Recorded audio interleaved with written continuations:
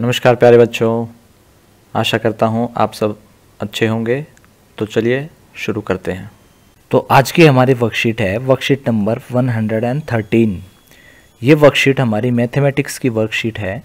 इससे पहले भी हमारी मैथमेटिक्स की वर्कशीट थी, जो वर्कशीट कोण पहली वर्कशीट थी। आज के दिन हम कोण पे दूसरी वर्कशीट करने वाले हैं। अगर आपको वो सब दोहराना है तो आप वो वाला वीडियो ज़रूर देखें, उसका लिंक डिस्क्रिप्शन में आपको मिलेगा। चलिए आज की वर्कशीट को हम स्टार्ट करते हैं। आपने पिछली वर्कशीट में देखा था कि शिवानी ने तिलियों से कोण बनाया था। शिवानी की एक दोस्त सुखमन ने तिलियों से अपना नाम लिखा। उसने अपने नाम में कोण भी ढूंढे। चलिए हम जानते हैं कि हमने पिछली बार वर्कशीट में देखा था कि शिवानी ने तिलियों से अपने कोण बनाए थे और उन कोणों को हमने कागज़ पे ट्रेस भी किया था। शिवानी की एक दोस्त है सुखमन, जिसने तिल्लियां रख के अपना नाम लिखा है। सुखमन नाम है और अंग्रेजी में उसने तिल्लियां रख के अपना नाम लिख दिया। तिल्ली कहाँ रखी है? ये रही तिल्ली, एक तिल्ली ये रही, दूसरी तिल्ली यहाँ रख दी है, तीसरी तिल्ली यहाँ रख दी है, फिर यहाँ रख दी है तिल्ली, फिर यहाँ तिल्ली रख दी है। ऐसे ही तिल्ली यहाँ यहाँ यहाँ, ऐसे ऐसे और ऐसे ही। फिर उसने अपने नाम में से कोण भी ढूंढे। तो कोण कहाँ बनते हैं? हमने देखा था पिछली वर्कशीट में, जहाँ दो तिल्ली आपस में मिलती हैं तो वहाँ एक कोण बनता है। तो एक कोण ये हो गया। अब यहाँ तिल्ली मिली है तो एक दूसरा ये वाला कोण ये हो गया, तीसरा कोण ये हो गया है, चौथा कोण ये हो गया है। ऐसे ही उसने सारे कोण ढूंढ दिए अपने नाम के अंदर। तो ऐसा ही हमें करना है। जिस भी विद्यार्थी का जो भी नाम है उस नाम को अंग्रेजी में लिखकर उसके कोण ढूंढने हैं। और कैसे लिखना है? तिलियां रख के। आप बना के भी देख सकते हैं। अगर तिल्ली रखेंगे तो ऐसे रखेंगे, दूसरी तिल्ली ऐसे रखेंगे, दूसरी तिल्ली ऐसे रखेंगे, फिर तिल्ली ऐसे रखेंगे। तो एक कोण ये बन गया, एक कोण हमारा ये बन गया है और एक कोण ये बन गया है। ऐसे ही सब अपने नाम को अंग्रेजी में लिखकर ऐसे ही कोण ढूंढेंगे। कोण को कैसे ढूंढना है? दो तिल्ली जहाँ मिल रही हैं वहाँ एक कोण बनेगा। चलिए आगे पढ़ते हैं। क्या आप जानते हैं कि जब तिल्लियाँ अंग्रेजी के अक्षर एल की तरह खुलती हैं तो वे समकोण बनाती हैं। यानी कि अगर एक तिल्ली ऐसे है और दूसरी तिल्ली ऐसे है, अगर ऐसे, तो ये जो कोण बनेगा इस कोण को हम क्या कहेंगे? समकोण। या फिर ऐसे हो, या एक तिल्ली ऐसे हो और दूसरी तिल्ली ऐसे हो, तो ये वाला कोण भी समकोण एल शेप का होना चाहिए। वो चाहे उल्टा है या किसी भी तरफ है, अगर दो तिल्ली एल बना रही हैं कहीं से भी देखने पर, तो हम जो कोण दो तिल्लियों के बीच बनेगा उस कोण को क्या बोलेंगे? समकोण। आगे देखते हैं क्वेश्चन क्या कहता है, प्रश्न क्या कहता है। चित्रों में एक कोण दिखाया मार्क गया है। यानी कि ये जो चित्र नीचे दिए गए हैं, यहाँ जो चित्र नीचे दिए गए हैं, इनमें एक कोण पे निशान लगाया हुआ है। जैसे कि ये निशान लगाया हुआ, ये रहा निशान, ये रहा।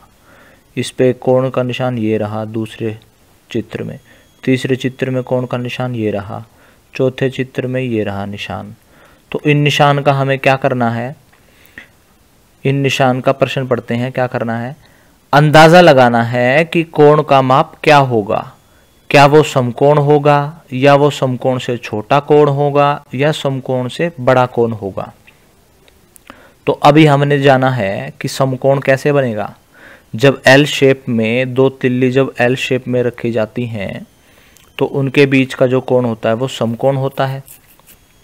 यानी कि अगर तिल्ली ऐसे रखी गई है तो समकोण बनेगा, और अगर तिल्ली ऐसे रखी गई है तो समकोण से कम ही कोण बनेगा, क्योंकि समकोण तो हमारा यहाँ बना था। और अगर तिल्ली ऐसे रखने के बजाय ऐसे रख दी गई है तो समकोण से अधिक कोण बनेगा। ठीक है, ये हमारा समकोण है, ये समकोण से कम कोण है, ये समकोण से अधिक कोण है। ये हमारा हो जाएगा समकोण और ये हो जाएगा समकोण से कम कोण, और ये हो जाएगा समकोण से अधिक कोण। समकोण कहाँ बनेगा? अगर समकोण हम बनाते इस पे तो समकोण कहीं यहाँ बनता एल शेप में, और इसका समकोण तो यहाँ बनता। ये तो इससे कम ही रह गया है और ये समकोण है ही। जब तिलियों में समकोण से ज़्यादा कोण बनेगा, ज़्यादा खुल जाएंगी तिलियाँ, तो समकोण से अधिक कोण है। और समकोण से कम कोण कब बनेगा? जब तिलियाँ आस पास आ जाएंगी, पास पास आ जाएंगी, समकोण भी नहीं बनेगा, उससे पहले ही पास पास रह जाएंगी तिलियाँ। चलिए प्रश्न करते हैं अब। कैंची में यहाँ पर एक कोण दिखाया गया है, ये कोण बताना है कि ये समकोण हो गया, समकोण से कम या समकोण से अधिक। चलिए इस पे निशान लगा लेते हैं एक बार समझाने के लिए। एक भुजा तो इस तरफ जा रही है और कैंची की दूसरी भुजा इस तरफ जा रही है, इसको सीधा बना लेते हैं। तो इसके बीच में जो कोण बना है वो समकोण तो नहीं बना। समकोण कैसे बनता? समकोण ऐसे बनता। अब समकोण तो ये होने वाला था, अब ये कोण तो केवल इतना ही कोण है, तो ये कोण तो समकोण से कम कोण है। तो हम क्या इसका जवाब क्या लिखेंगे? समकोण से छोटा कोण है। ना तो ये जो हमारा जवाब होगा, ना ये हमारा जवाब होगा। चलिए अगला देखते हैं। अगले में क्या कोण दिया है हमें? ये वाला कोण दिया है। तो एक बार इसको देख लेते हैं इधर और इसको देख लेते हैं इधर। तो इसमें भी अगर हम कोण देखेंगे तो कोण कहाँ समकोण बनेगा? ये वाला समकोण बनता हमारा, ये वाला कोण समकोण बनता हमारा।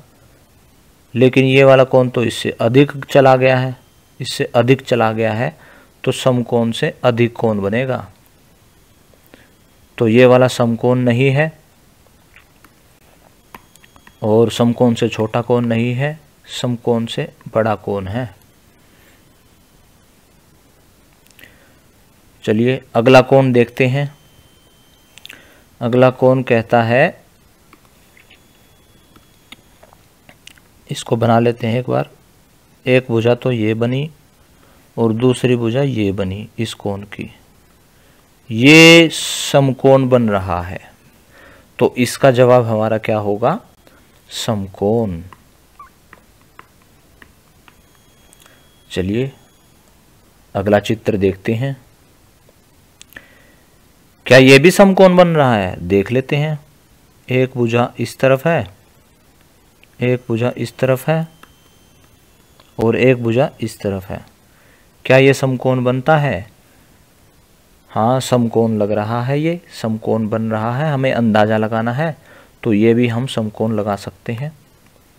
समकोण से छोटा कोण नहीं है, ना ही उससे बड़ा कोण है। चलिए अगले चित्र में देखते हैं।